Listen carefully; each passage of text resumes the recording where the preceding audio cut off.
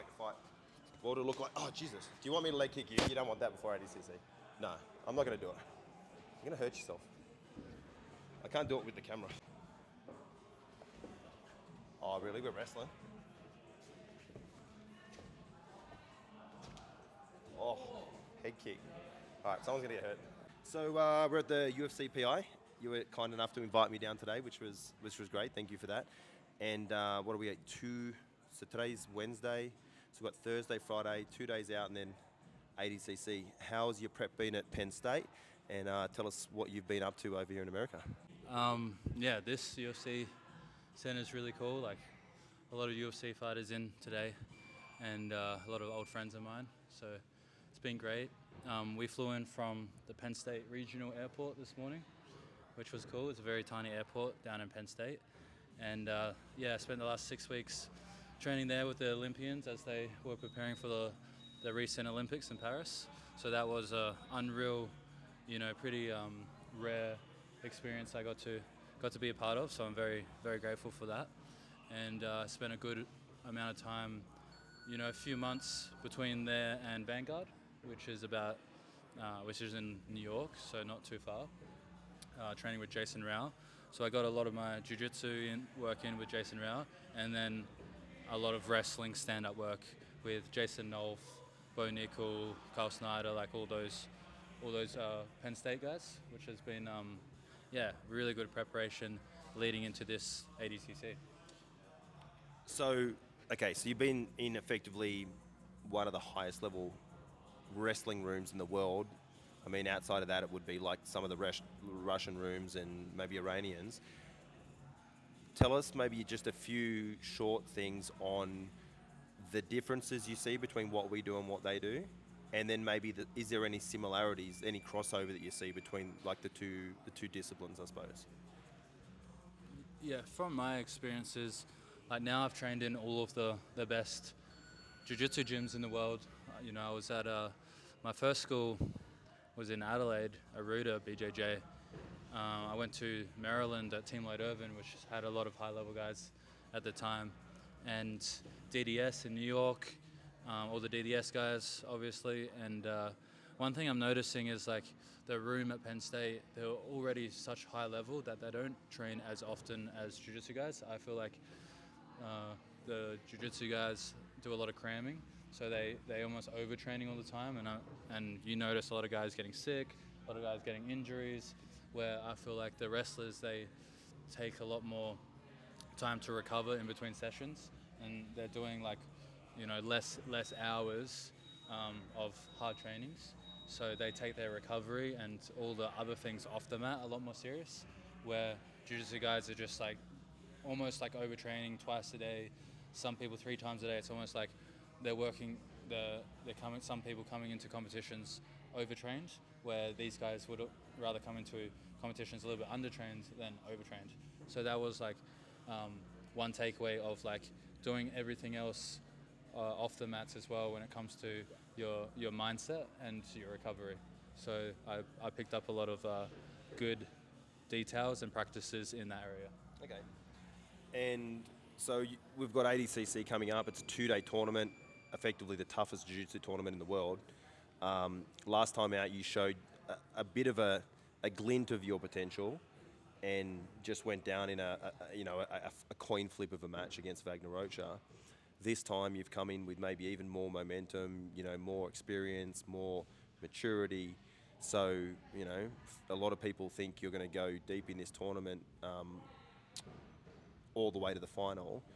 How does that feel? Is there any extra pressure on you, or it's just another day in the office?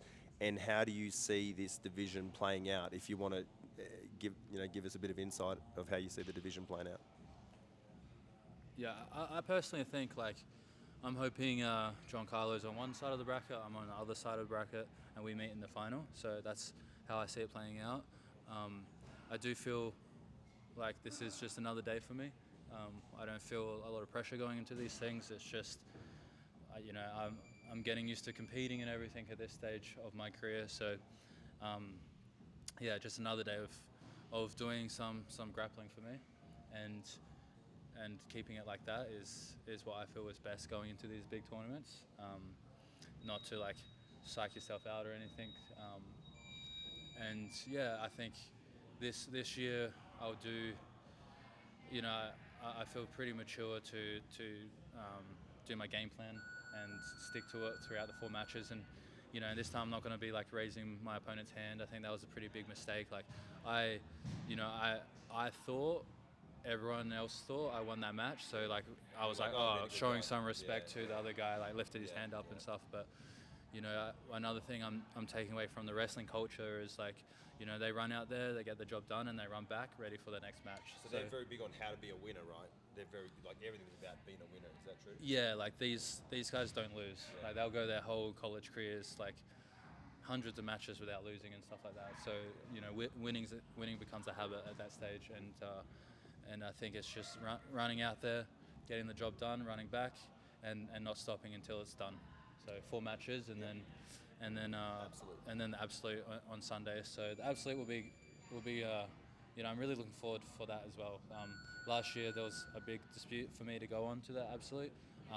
My team didn't put me in as like how it works is each team can put 2 people down. I think they put down like Nikki Ryan and Nikki Rod down last time, and then Nikki Rod went out. So there was like a good amount of people asking for me to be in the absolute because of my style. Say hello. Hello. This is his Australian accent is. They can't do it. Americans just can't do it. We've been working on it. Hey, mateys. No. Yeah, come on. You're very good at wrestling, but not Australian accent. I'm gonna go shower. When you're done, come shower. Gotcha. So we'll work on the accent. I don't think you can with Americans. I don't think so either. I haven't been able to get one of them to understand it yet. Yeah, no, we gotta really. Okay, I have 2 more questions. That's why I speak so slow. But people ask me, I have to speak slow so people understand me over here in America. You speak like Oh that in no, Australia. like I had to learn how to Slow it down for the slow it Americans. down for the Americans. I speak to them sometimes and they look at me with a blank look. Yeah, exactly. Like I was talking to Aljo and it was like I was speaking a different language. Yeah. Okay, 2 more questions. One is, you're probably the best wrestler in the division, which is pretty cool coming from an Aussie. No one looks at us as being able to wrestle anything. Obviously that's a massive asset leading into ADCC. So do you see many people actually choosing to wrestle with you? And if so, do you see yourself scoring with takedowns? That's my first question. So how do you see yourself being the dominant wrestler of the tournament? And then I've got one last question, but I'm going to ask it after that. Yeah, I think it's difficult to match against me because when you're on bottom, then you get tired because I'm passing. Like my passing style makes you tired, and then if you stand up, you're going to get tired. So it's kind of like a lose-lose situation, and that's the game I've been developing over the past few years. So I think a lot of guys, maybe they'll start standing, they'll start getting tired, then they'll pull guard, they'll get tired, and then they'll try to stand again. Like that happens. Like that happened with Kynan, for example. Like we were standing, and then he pulled, and then I started to outside pass, like outflank him, and then he was standing again.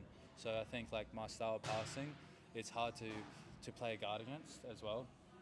Like I do a good job picking when I'm going to commit to my passes, and the rest of the time it's a lot of people trying to re-guard and invert and stuff like that. So I do plan to, obviously, like the first 5 minutes there's no points, so like takedowns look a little bit differently, and then when there's points, then I look to do takedowns where you're scoring off them, and then passing when they're on the ground or if they do pull guard. Okay. So last thing, you walk through the first 3 matches. It's you and Giancarlo Bedoni in the final. I'm going to be devastated because my 2 boys are going to compete against each other. You walk out there, Michael Buffer's got the microphone, the entire T-Mobile arena goes dark. What song does Izaak Michell walk out to that match? Because I know you have trouble picking songs. I think you get to pick a song to a walkout, I think Mo said. Do we? I think so, unless I'm totally wrong. I think so. Yeah, I don't know if, like, I remember Gordon and Andre Galval got to choose their songs. Yeah. But apart from them, I don't remember. I think they're going to do it this time for finals. But Okay. I could be wrong, but I think so. That's what I heard. We'll have hope so. we'll put in some know good you hate thought into it tonight, and then we'll come back with a good song and surprise everyone with something great. And yeah, been looking forward to this. This is 10 years of jiu-jitsu. So my jiu-jitsu journey has been a long one. It's been, I've been traveling around the world for the past 8 years or so now. So I've been training in all the best wrestling and jiu-jitsu academies in the world. So it's been a lot of sacrifice as well for me. So I'm ready for it to pay off after a decade of putting in work. So yeah, it's. Man, well, I wish you the best of luck. Thank you. And like I said, I'm going to be sad watching you two, but I think it's going to be a killer final. And I can't wait to see you perform. So good job, man. Thanks, Luke. It's good to see you over here stateside. And That's right. It's cool. I'm looking forward to seeing your boys, Yeah. especially Ethan Thomas. I'm a huge fan of Ethan, and he's got a great style, similar to my style actually. So, Very similar. Yeah. so yeah, Ethan. Keep an eye out for Ethan because he's a monster. dark horse, He's definitely a dark horse. Yeah, absolutely. And the big boy, Josh Saunders, as well. He's got some more experience after having that match with Gordon. Absolutely. And yeah, who else? Who else? Yeah. We've got Jeremy, just got a call up. Jeremy into got the 77 he got the division. invite. Yep, because he got silver at trials and Mo called him up. Cool. And then we've got, I always have you as a adopted son of Yeah. Sydney West, so I kind of look at like we've got the 4 guys there at the moment. Bit of a gym whore, hey. I mean, That's all right. nothing wrong with that. There's nothing whorish about you. All right, That's thanks good. for the chat, man. Alrighty. Thank you. We'll see you guys.